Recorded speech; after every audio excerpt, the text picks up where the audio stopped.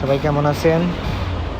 এই প্লাটিনা বাইকটা দেখেন, এই স্টার্ট হইয়া তেল আসতেছে, এয়ার ফিল্টার মানে হঠাৎ করে এয়ার ফিল্টার তেলে মানে ভরে গেছে, মানে খুবই বাজে অবস্থায় ছিল। এই দেখেন স্টার্ট আছে, এই যে এক ফোঁটা করে তেল জমতে জমতে জমতে জমতে এয়ার ফিল্টার ভিতরে বক্সটা পুরো ভরে গেছিলো।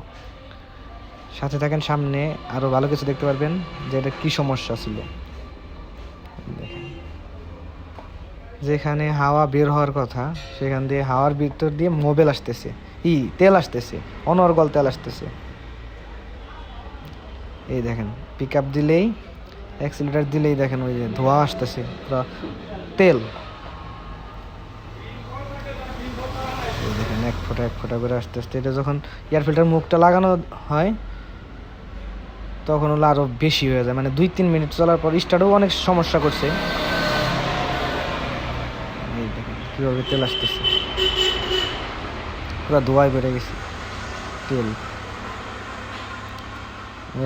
ওই যে ভিতরে যে পাইপটা আছে, গ্যাস পাইপ যেটাকে বলে, ওই পাইপ দিয়ে এখান দিয়ে শুধু হাওয়া বের হবে, মোবিল তেল কিছুই আসার কথা না। কিন্তু এই দেখেন, মানে অয়েল থাকার কথা, সেখানে তেল, পুরা গাড়ি তেল একদম ভরে গেছে।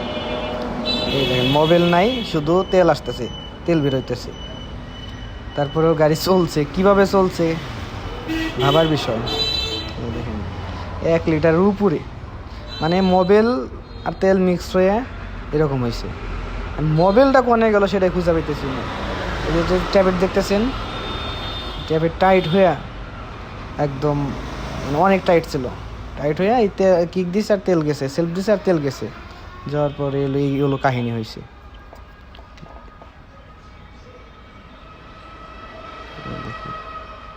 মানে এই যে আমরা লুজ দিয়ে দিব, মানে যেটা লাগে যেটা দরকার সেটা করে দিব।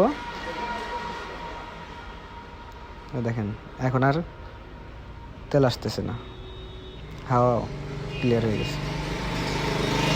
ধন্যবাদ সবাই, ভালো থাকবেন।